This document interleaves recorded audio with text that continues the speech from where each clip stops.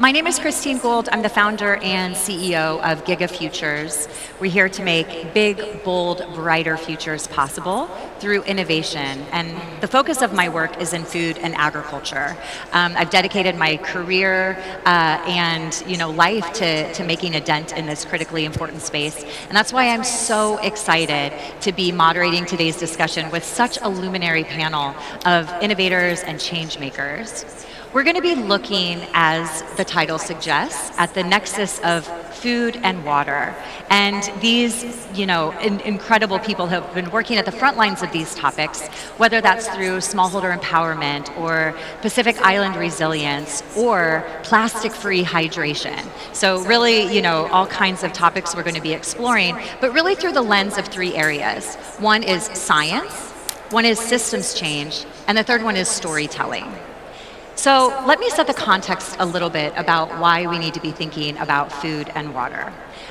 First of all, these two areas are critically important for human life and existence, but they're also inextricably linked. Our planet is known as the blue planet because we're a water-based planet, but 70% of all fresh water is actually used for agricultural purposes, whether that be for crop production using irrigation, for livestock, or aquaculture systems that can be grown in ocean systems or land-based ponds. So we are using water at an extraordinary rate to feed ourselves.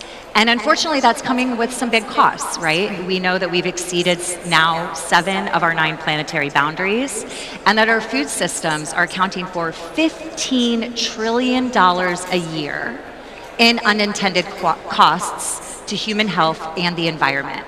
This comes in the form of pollution, it comes in the form of biodiversity loss, and importantly, it comes in the form of costs to community resiliency. But we're here at a futurist conference not to talk about the doom and gloom, but to talk about what's possible. And again, to reframe the possibilities for future life on our planet through the lens of science, systems, and storytelling. So I'm going to let each of our panelists introduce themselves and talk a little bit about why you care about this topic of the food and water nexus. So let's start with you, Robert Oliver. Robert, yes, tell us about yourself and what you're doing. Sure. So I founded a project about 7 years ago called Pacific Island Food Revolution. It was really developed to address the NCD crisis in the Pacific. That fundamentally, Pacific people have shifted away from their traditional eating habits and consumption patterns, and there's many reasons for that. There's colonization, globalization, but the tsunami of processed food has had a dramatically bad effect on Pacific people's health. So the challenge I grew up in the Pacific, and I was like, wait a second, these are my friends. Yeah. And I was, at the time when I became aware of these numbers, I was a judge on a big, trashy cooking show called My Kitchen Rules, which is one of those nasty reality TV shows. And I was like, wait a second, everyone's watching this. I can use this to really lift the kind of storytelling and re-energize the original Pacific food system, albeit formatted for the modern era. Mm-hmm. So what I liked about it was I wasn't needing political will, development strategies. This is a revolution that's led by mothers and grandmothers and cooks at restaurants and universities and everyday people in their kitchens. So that was the appeal to me. That was why the entertainment approach was what I chose to do this with. I love it. Pop culture meets agriculture and food systems. Absolutely. We need so much more of that. Yeah. Cherrie, introduce yourself too, an icon in the space. Yeah, thank you so much for this panel, and thank you so much, Dubai Foundation, for really the invitation. So I'm Cherrie. I'm the founder of Agrea Agricultural System in the Philippines, as well as Agrea Foundation. I've been in the space for around 28 years. I was asked, looking about the future, but I was always looking from where I come from. I basically started teaching farmers at the age of 12 in a sugarcane farm in Negros, and I never used sugar since I was 15 because it's my little activism in the industry. I feel like the community is suffering to plant sugarcane and to produce sugar, so until now I don't do sugar. But then it really brought me to realizing that how do we make farming sexy? How do we change the narrative of agriculture? Because it's always connected to drudgery, poverty, hunger, and malnutrition. The very farmers and fishers who are producing our food are the ones who are actually hungry and most of the time malnourished. So I dedicated my life to working with them. My company has been working with around now 37,000 smallholder farmers in the Philippines. The produce of our farmers goes straight to BPO industries, cafeteria, international schools, shipping lines currently. And every day, we are feeding 80,000 people in the workforce. We call it nourishing the workforce while sustainably nourishing the farmers who are smallholders and fishers. So we work in different areas in the Philippines because island economies, Philippines has 7,107 islands. And what we're trying to do is how do we preserve our blue economy and our green economy together? How do we see the connection of water to terrestrial, to the land, because whatever you put to the soil goes to the water and it goes back, the ecosystem. So that's why I'm so interested to share whatever, we do in our company and the foundation in the Philippines to this very beautiful audience. Amazing. And bringing a new face to what farming is. I've been working with young entrepreneurs in the agri-food tech space for decades, and I really do think what you said is very true. There's this kind of prevailing narrative that agriculture is a profession for old people wearing overalls and you don't make a lot of money, but we need to change that so we can bring a new generation in and new solutions. Sami, you're actually coming to this topic from a completely different vantage point. You're focused on plastic-free hydration in terms of single-use plastics and also microplastics. Tell us more about what your work is about. Sure. So, I think when I started my journey in trying to reduce plastic waste, it came from my previous company, which was focused on providing clean energy into the grids. And I started a company in 2007 by the name of Enviromina, and that was the first solar company in the region. And it was a big uphill battle because what we were trying to do was initially sell power at a higher cost than what people were buying it for. Over the years, the cost declined and we saw incredible adoption of renewable energy in the region. And I came to the realization that there are so many use cases, and I think a few of them have already been exemplified, in which you can either be more sustainable or do better for your health and wellness without any kind of compromise. So we at Wisewell started the company with a real focus of producing water that is more sustainable, but at a higher quality to the end user without any kind of compromise in terms of cost, in terms of plastic waste, or in terms of the underlying user experience. And we're firm believers that sacrifice doesn't have to happen in order to do good. Yeah. One of the things that we've highlighted at Wisewell is we have something called a Leader for Leader program. Well, now it's actually called a Leader for 10 Liter program. So for less than 1% of our gross margin, we are able to develop water projects to the 2 billion people that lack water access globally and give back multiples of what our consumers are drinking every single time. And it goes to show that these big problems can be solved if private sector and technology participation are delivered efficiently and correctly. Amazing. I want to ask the audience a question just to get a little pulse check of where we are with everyone, and also be thinking of questions you want to ask because we are going to open up the floor after our discussion. How many of you are working in or affiliated with food or farming? Raise your hand. Okay, quite a few of you. How many of you are conscious in making decisions about how you drink water, e.g. choosing glass or plastic-free options? A lot of you, great. Okay, super. So let's talk about the challenges, right? So Cherrie, I'd like to start with you. Let's start with farming. You said you're working with the green economy and the blue economy and trying to build the bridges between the two. I'd love to hear just a reality check of what you're facing day in and day out in terms of the challenges that you're seeing farmers need to address. And also, let's talk about like the planetary challenges that they're coming up against. So economic, environmental and social challenges. What's the reality check in the Philippines? I think I would start with the environmental challenges. I'm not so proud of this, but our country, Philippines, is now #1 in the most disastrous country in the world, 3 times in a row. And 2 weeks ago, we just experienced flooding and typhoon, and a month ago, we just experienced earthquake, massive earthquake. And every year we have 20 to 21 typhoons affecting, the country. As I was speaking here today, I'm actually mobilizing 60 tons of rice to give to victims of typhoons, and that's really the challenge we're trying to address every day. Precipitation is so high, rain is so high, but all of a sudden there's like 6 months of drought, and then you have this typhoon affecting the islands. So these are like really massive challenge on environmental. On the economic side of things, there's a huge challenge as well on how farmers could have better value of their products. Because most of the time, the farmers are trapped in the system that the buyers are also the financier, also the providers of farm inputs, and they're trapped in generational debt. And I worked with a lot of these farmers. Currently, my Agrea Foundation is a nonprofit I started a year after I started my company. We're working right now with Bangko Sentral ng Filipinas. It's a central bank of the Philippines on how to unlock financial inclusion of these farmers, by just like getting 3%, for example, bank support. But I realized in terms of equity and inequality, it started with how educated really are stakeholders. And I've learned that every time I talk to banks, they don't give financial inclusion to farmers, or it's hard to provide that kind of solutions because a lot of farmers, they don't even know how to read and write. Every month we work with around 2,000 farmers to onboard them on the banking system. And I normally hire teachers, childhood teachers, and preschool teachers to help us to help the farmers so that they're the ones signing forms. And another one, inequality, it's also because sometimes, the institution is so intimidating. A lot of the farmers didn't want to go to the bank.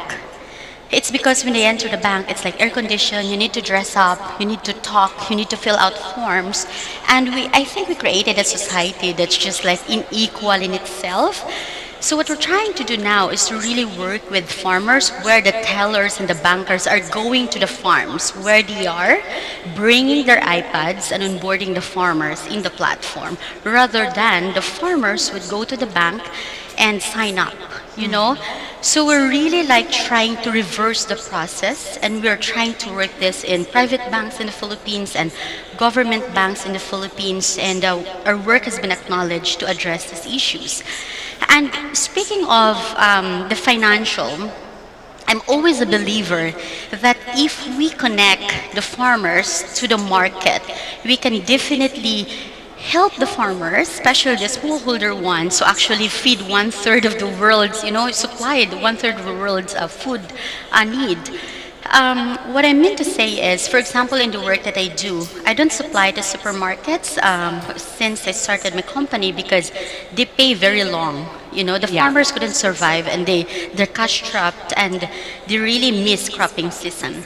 So what we do, I actually work a lot with chefs and nutritionists. Currently, we work with 27 chefs and 7 nutritionists because we redesign the food systems in the BPO industry.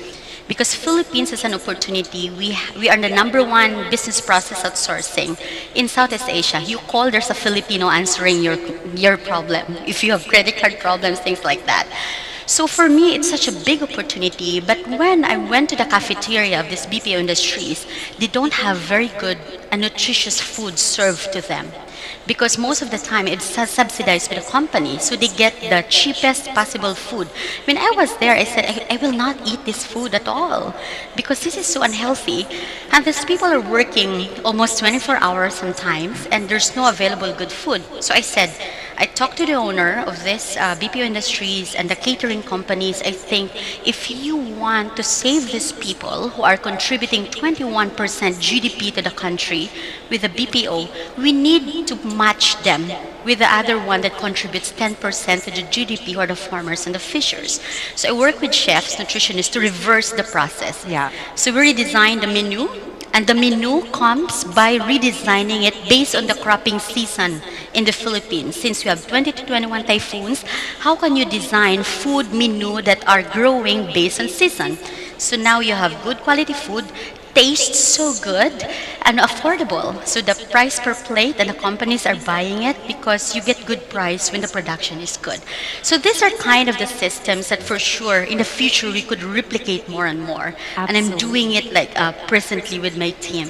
Yeah, so what I heard is that obviously we're facing in the Philippines like physical constraints with so many islands and the separation between them, environmental constraints and the disasters that you've had to deal with, and then also some social and economic constraints. But the approach you're taking is actually to like really rethink the system and to say we have to break the models to make them meet people where they are and fit for purpose to get to the solutions we need. That's incredible. Rethinking the system is takeaway one, which leads me to you, Sami, because another great way to kind of create a new system or disruption is through technology and innovation. And this is where the space that you're in. So I'd love to hear a little bit about your perspective around, what's the role of innovation to address some of these challenges, and what else is needed? Because it can't just be technology saves us all. I think we're seeing that play out in real time. So, yeah. Definitely. I think it's technology, paired with the way we're used to doing things, Yes. right? And having disruptive change happening from a technology perspective, independent of getting us as humans on board, and as I think as cultures or societies Right. is very challenging. So managing that disconnect is critical. And one thing, Cherrie, that you touched on, and where we believe technology can really be leveraged in putting in sustainable business models is a decentralization of a number of different processes. So we at Wisewell are doing it in terms of water. Today, and I'll give a specific example, right? I think today, with a bottle of Fiji water, there is a container that is made out of hydrocarbons, literally oil and gas, so with plastic, that is shipped to an island in the middle of the Pacific. It is then filled with a finite resource of water, sealed, put back on a ship, and then delivered all over the world, giving you water that is far less healthy, far less sustainable, and way more expensive than what we can do today with not just today's technology, but even yesterday's technology. And so what we are focused on at Wisewell is, okay, well, in the household, what's coming out of a tap, whether that's in the Philippines, or New Zealand, or Switzerland, Canada, or Dubai, is probably somewhere between 90 to 99% there already. That 1% of filtration, of refinement, of upgrading the water to go from either a mediocre or a compromised user experience in terms of quality, flavor, texture, into an elevated user experience in terms of the right filtration, the right texture, and everything is already there. So the infrastructure pretty much globally exists. And so our goal is to just bridge that gap, the disconnect between the assumption that what I'm getting at the grocery store, or skipping the grocery store altogether, which I think you and I are looking at, or what I'm getting from a hospitality outlet or whatever, is only upgraded if it comes from a centralized source, right? A bottling facility, another country, or you name it. And the underlying truth is we get more when we are eating or drinking what is closest to us. And the same applies to water, the same applies to food. So really looking at how local can you be in terms of water consumption. Well, you could be as local as the closest sink in your household. And today's filtration technology will get you to a point where you're going to actually have a higher quality product than, I hope no one here is from my Dubai, but definitely a higher quality product than what I'm getting here. That's because it's fresh. It was just purified. It hasn't been sitting in a container stagnant for a long period of time. And of course, it's lower cost and more sustainable. So what's stopping people? And that's kind of going from technology to the human angle. Well, we don't know that it's actually working. So if I install a filter of a random brand or kind of most of our peers out there, the underlying technology does not actually quantify or communicate the before and after of what's happening in the water. And so we leverage technology to help get a lot of people who are reluctant over the line. We have TDS monitors, we've got flow rate monitors, sensors, and connectivity in the machine, which tells you, Shows you. this is your tap water quality before, this is your tap water quality, or your filtered water quality afterwards. This is exactly how much is left in each of your filters. This is the impact you've actually made in terms of plastic waste, health. This is how much you've donated back to those who lack access to water. Packaging that and communicating it, not just being a, lack of better term, dumb filter that just, you hopefully that person calls you and says, 6 months down the road, your filter needs to be changed. Getting that over the edge is a leveraging of technology into our human emotion and human nature to really expedite that necessary change for the planet and for our own wellness with the implications of nanoplastics as well. Amazing. So you came in, saw some nonsensical systems about how food and water is being, centralized and transported in these globally inefficient systems. Came in with fresh eyes and said, we can do better, we can localize, and we can use technology as a way to enable this, but also to bring people along on the journey because, seeing is believing. And I think we love as humans to have the wearables that show us the data, that show us the delta between before and after. But there's also this whole kind of inspiration aspect, which leads me to you, Robert. You mentioned the word human nature, and I think at the end of the day, human nature trumps everything. It trumps rationality, it trumps, data. And human nature is very influenced by culture and behaviors. And so this is a really important pressure point to put on how we can do better in the world. So I'd love to hear, what does it take to shift cultures, which are notoriously deep-rooted and hard to change and based on tradition and, based on legacy? How do you do this and tell stories? I mean, I guess I would question the premise a bit of the question. Please because, do. Because, my whole kind of ambition is to revive a culture that was incredibly valuable, and it was incredibly aligned to the natural systems, and the way of life was designed around the majesty of nature. And I've been very reminded here in Dubai that us Pacific people, I'm looking for trees all the time. It's like we're so connected to just those simple natural experiences that we're finding hard to access here. But first of all, I do want to say one thing, and I want to say this to you guys, my Pacific buddies. We need her. We need Cherrie in the Pacific. So really good to see this, these models and these prototypes and these innovators in different parts of the food system that we could look at collaborations. The other thing I want to respond to your question, Christina, is that the story of the food is the story of the people. So this is a deep spirit, epiphany, liberation space. It's not techno and it's not transactional. It's about opening people's memories and thus their dreams of who they are. People ask me what I do, very transactionally. Yes, I've got a project that's reviving traditional food systems and modernizing them, etc. But actually, what I think I do is I connect people to their beauty. And I've had so many experiences doing what I do where, especially with young people who are in my system, go through this kind of epiphany where they realize that their culture is their cure. And it's profound for them.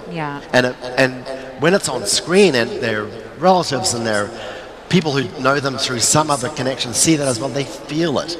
So in a way, I'm not going for a head thing, I'm going for a heart thing. And to me, feeling is knowing. And that's really what I'm trying to do through the trashy form of entertainment that I've adopted to make this happen. It's taking a modality and making it meaningful, I think, which again is a way to bring people on the journey. I was actually just in Boston a couple of days ago, and I was watching a talk at MIT, and the person who was presenting showed a very interesting Venn diagram, and it was the overlap of artificial intelligence, or human intelligence, natural intelligence, and ancestral intelligence, and saying this is kind of the paradigm for the future. If we can merge all of these areas, there's a new type of possibility. And I wonder if you have a reaction to that based on what you said.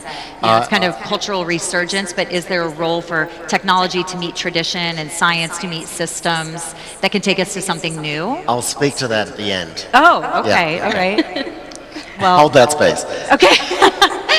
Well, okay, that sounds good. I mean, I did want to kind of go into the next question, into these what-if scenarios, right? So I wanted to ask each of you to really think about, what does a future look like where this food and water nexus challenge is solved?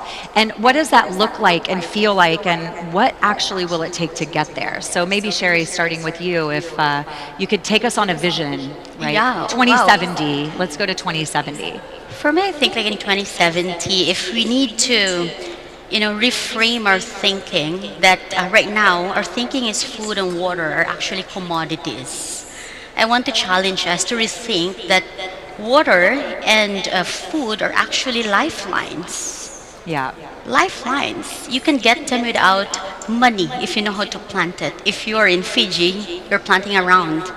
And I want to go back to that. It's because we have a farm school. I have a nonprofit, and 8 years ago, I got so tired because I work with farmers who don't even know how to read and write. And I said, we're talking about all this sustainability, sustainable development goals, and I'm talking to a person who doesn't know how to read and write and doesn't understand what I was talking about. So there's so much disconnect. Yeah. And I went back and I said like, oh my gosh, Cherrie, forget about what I learned in university and all over the world and all these conferences I attended. Let's focus on the need of this farmer.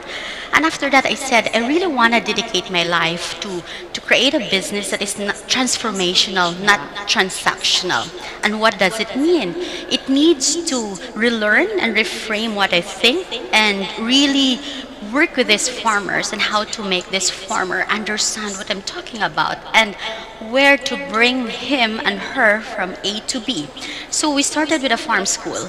And you know what? What's the most beautiful one in our farm school? You're not taught how to learn how to plant on the first 3 days. You're taught how to do gratitude and how to rethink if you're poor or not. So the first question is, are you poor?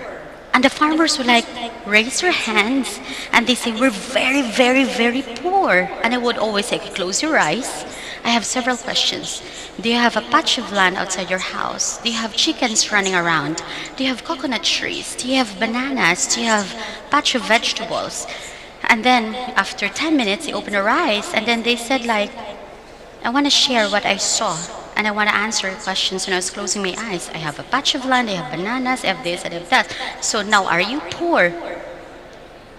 I don't know now if I'm poor because I have all of this. Yeah, so I want us to also reframe our thinking Yeah. on this because we're so rushing into the future, but we need to address and feel and be present on each other's needs. That's why in my company, we always like ecology of dignity. How do you build an ecology that dignifies humanity? I am human, I produce the food. You are human, you're consuming the food. I want the food that I give to you dignifies you, dignifies the people in the supply chain. So for me, when we talk about 2071, I still really couldn't fathom it. But for me, I want a reverse where so much dignity and transformation is put on food, that there's a reverse of meaning that food and water are commodities but lifelines. These are basic needs. And I want to reframe that the producers of the food are consumers themselves. So let's not forget that these very people, the farmers and the fishers are producing the food, are actually should be assessing the food that they produce. The first in the food chain, right? But it's a crime against humanity that the producers of the food and the first line in the food chain are the last and the least and the hungriest and the most malnourished. So I want us in 2071 is a challenge to take action on how to reverse the process, how to gain respect for each other, how to put dignity and transformation on all this kind of, going towards that. I have two quick follow-up questions, if you don't mind. I love this reframing of transactional to transformational. And one question I have is there's a word that is all the rage right now in the agriculture space, and that's regenerative ag. So I'd love to hear how you would define that, and do you see a role for that in building these futures that you described? Oh, this is so beautiful. Last year, we actually launched the 10th module in our farm school. It's about regenerative agriculture. And we tested it to 18,000 smallholder farmers for training. And it's so beautiful. It's being adopted. Because we feel like the world is so extractive. We extract everything from waters, from the soil. But I think the regeneration, we need to rebuild what we gotten from our water, what we gotten from our soil. We need to make our soil healthier so that we're also healthier, right? We need to really, I think for the stretch up to 27-1, how to regenerate it every day, how to bring back what we extracted. To be better, yes. And in that context, I've heard regeneration starts with oneself. And my second follow-up question, just really quickly, is about the word scale. So much of what we talk about in the world is about how do we scale, how do we scale, how do we scale impact. I'm curious what you think the role of scaling will be in the future. Oh, yeah. So we work with BPO industries, right? I work with one of the largest catering company in the world. They're present in 75 countries, and in the Philippines they're present. So we started feeding 20,000 people daily. Now we're at 80,000. Okay. Next year we're opening Cloud Kitchen to serve 300,000 employees. That some companies, they don't have their own cafeteria because it's real estate. So you need to deliver food. So that scale, we started with 20, and I actually started when this company said, oh, Cherrie, we don't do that. We just fly food from our neighboring countries because it's cheaper to fly food from our neighboring countries. Right.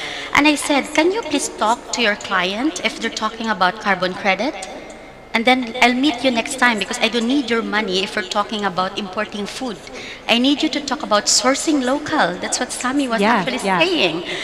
And then he went back to me the next meeting and he said, oh, my clients, I have 45 multinational clients, and all their investors are looking to cut carbon footprints. Now, in total, our data scientist said we have 74% carbon, and we need to put it at 34% in 3 years. I said, okay, now we're talking. Let's put that into action and localize it. So imagine we started with 20,000 people we're feeding every day. Our client won Sustainability Award globally in Paris. and after the awarding, he got 4 more clients. And then he called me, Cherrie, we're adding 20,000 people more in the cafeteria. And next year, they're opening a cloud kitchen. I said, I don't even know and understand cloud kitchen. But now I'm preparing onboarding 11,000 more smallholder farmers. The moment I get back, I need to visit, these farmers again to onboard in our system. So I think when we're talking about scale, people needs connection. Yes. People wants to be part with a system that changes, that uplifts everyone, that no one is left behind. I think if you're walking and working your desk every day and you're seeing the calamity in the world, you want to create something, but sometimes you're so not in the capacity to do it. If you're given a capacity to do it, so why not? So I think I will not get tired of doing this because it's so inspiring to do it every day. And we feel like, wow, 300,000 people we're feeding next year with a cloud kitchen. I'm on to that.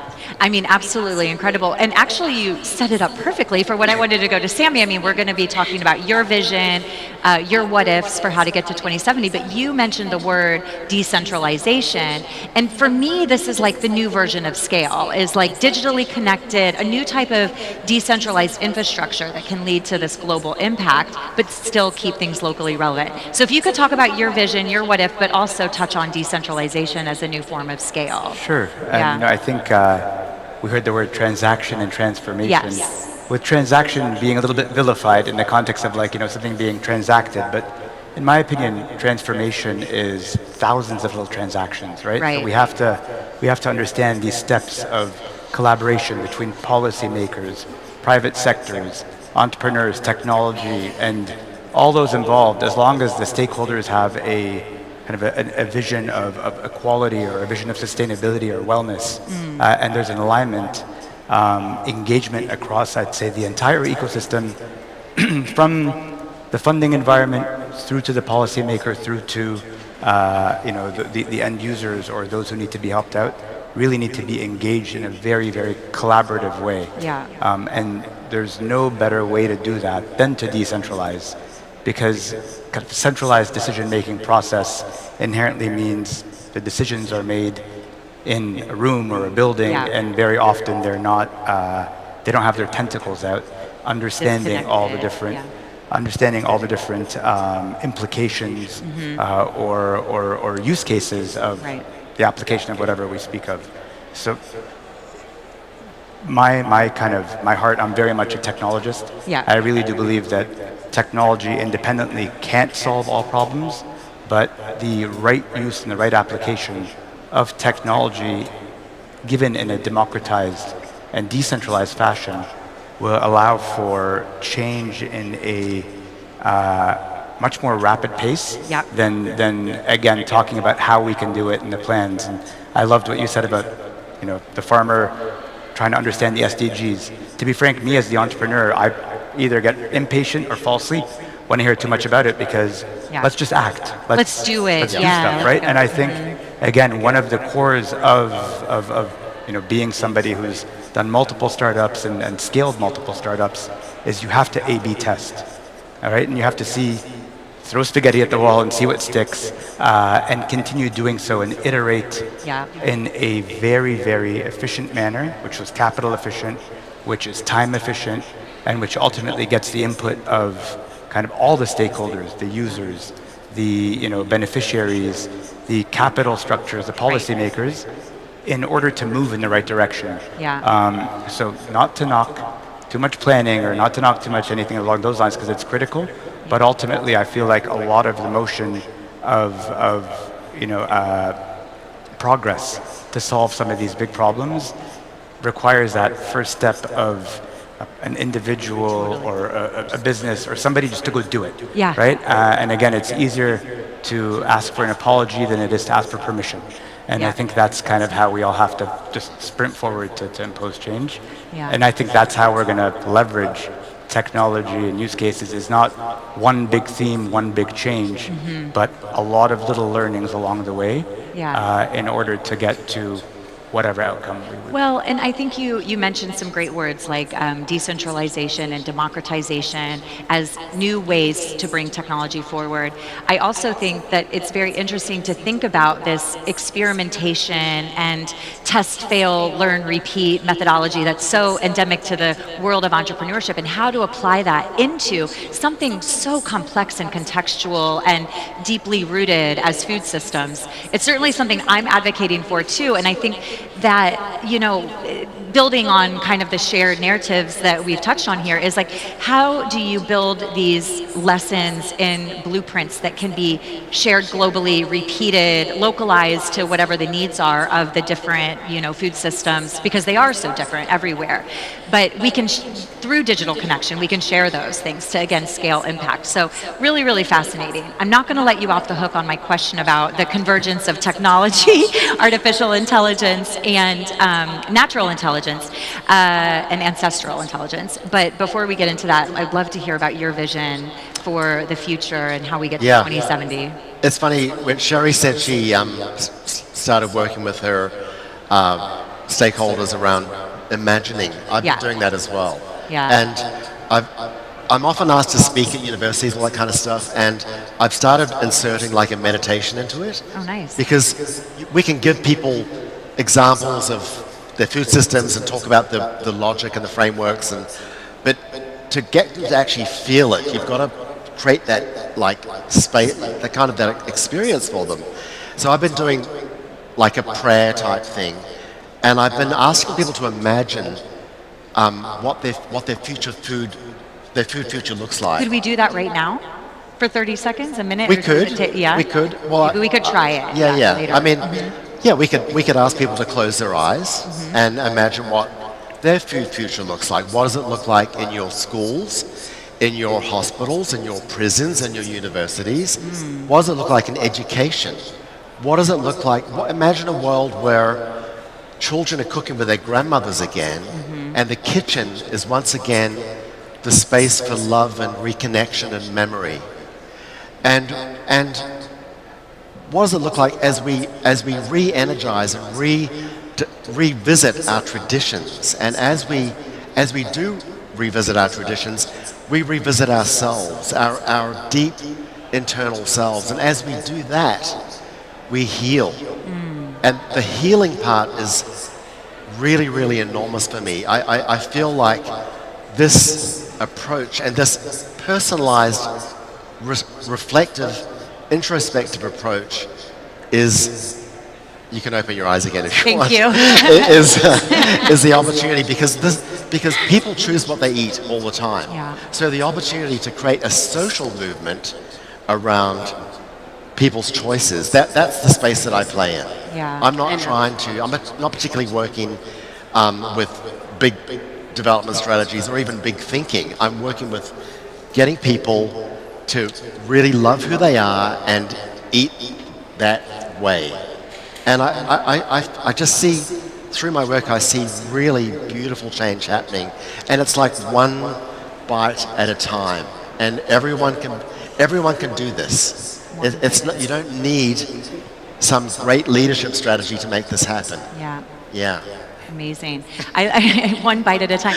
I was envisioning when I closed my eyes, being in a kitchen with my grandmother, but kind of to your point, Cherrie, too, like getting some of these recipes. I have to say she wasn't a great cook, but she did make some great cookies, but also sharing with her some of the food tech innovations that I get exposed to and seeing maybe there's a way to blend. So back to my question. So, the Venn diagram. Well, no, it's just a simple reflection, actually, yeah. is that because I've never been to Dubai before, Yeah. I've never been around these conversations, I've never been exposed to such proliferance and ingenuity around technology and AI, and even I'm way over my head all the time here, but it has made me reflect that what does it mean to be advanced? And a lot of what we're seeing here is this urban setting and this system and this incredible city with all this ingenuity. And yet last week I was in a village in the Solomon Islands in the middle of, quote, nowhere, which is, even saying that is a problem. Yeah. Where people have been living in a way that's deeply harmonious with nature.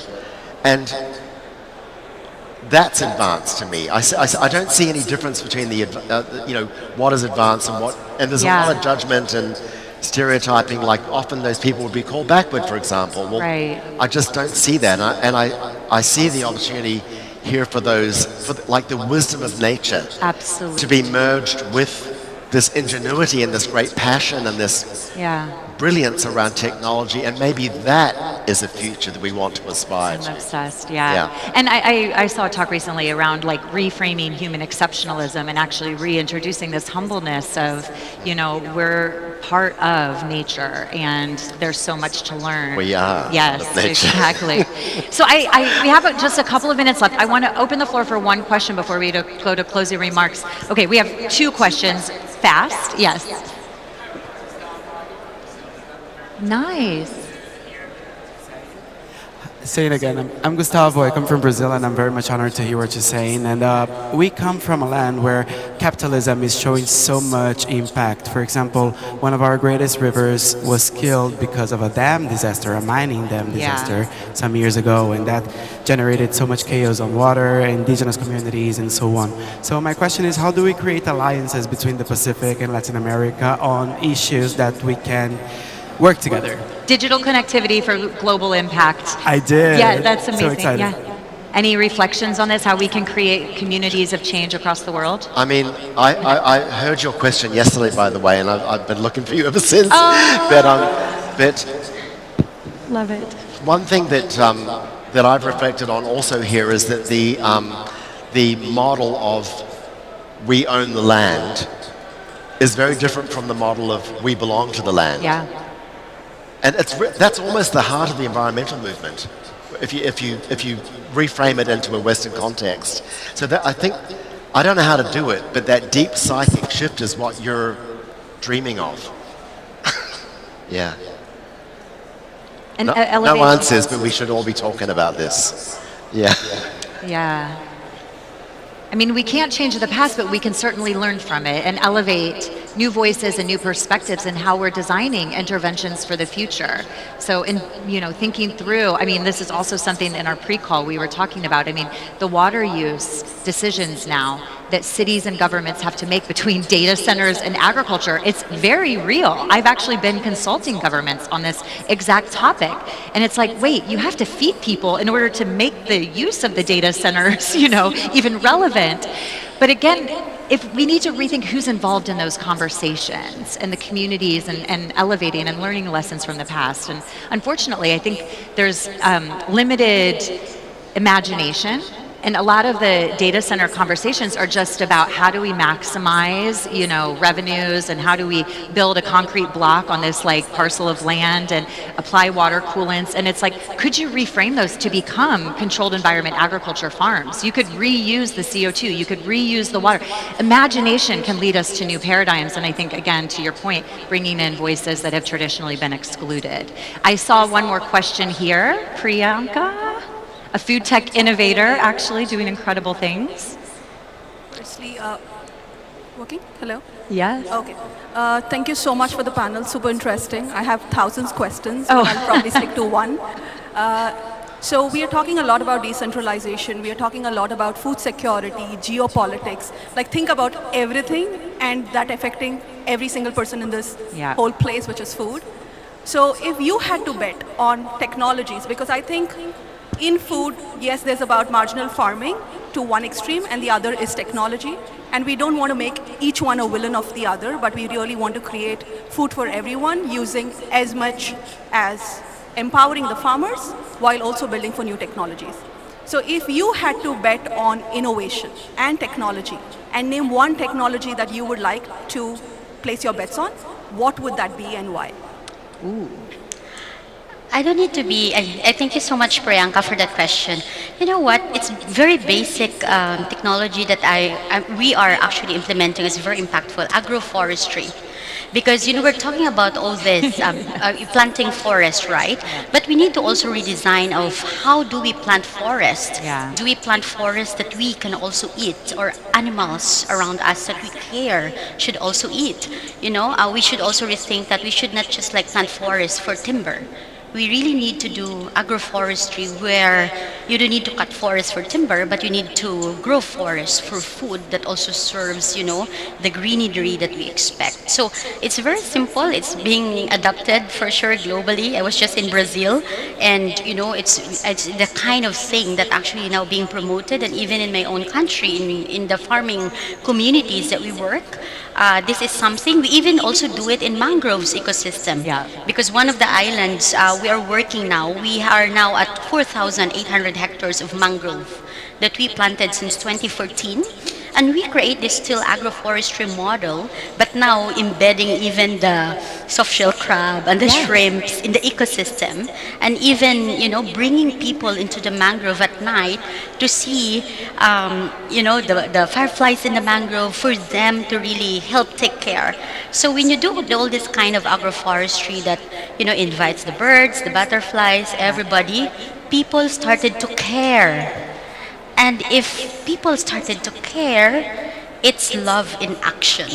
And Love now in we're action. talking it, Yeah. love as a verb, right? So for me, it's such a basic, powerful model. I was just texting with someone who was at COP30 in Brazil, where they just announced an agroforestry living lab. Oh, wow. So it's actually kind of a super exciting, I guess, innovation forward approach to agroforestry, where they're going to be building the bioeconomy solutions together with innovators and entrepreneurs to take agroforestry, again, into the future of new possibility. Exciting stuff. One more question I saw. Yes. Yeah.